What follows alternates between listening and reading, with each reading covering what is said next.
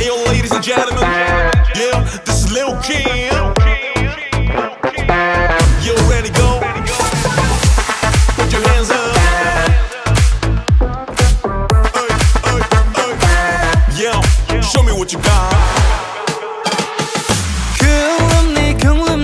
Könglimni algan. Hey sahip Cemal. Cevap ver bana. Bereymen bir sual, bir sual.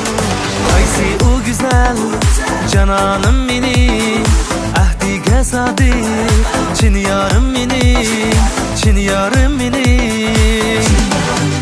Yolumga barmen. Ömrünge yarmen. Yolumga barmen. Ömrünge yarmen. İşte o ki kalbimge yar, söygü tumar, boynuna sar.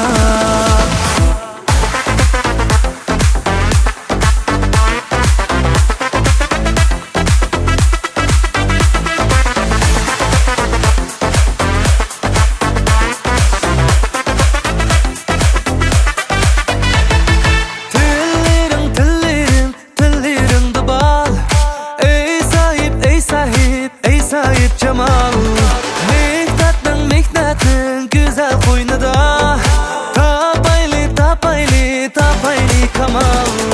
Haysi o güzel cananım benim, ahdiga sadık, çin yarım benim. Yolumga barmen. Ömrünge yarmen. Yolumga barmen. Ömrünge yarmen.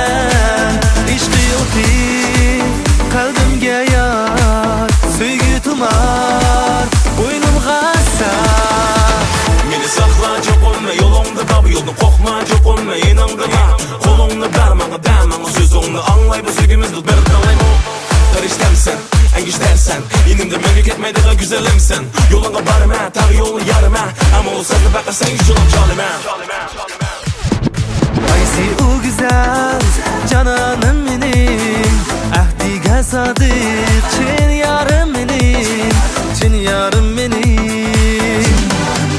Yolumga barmen.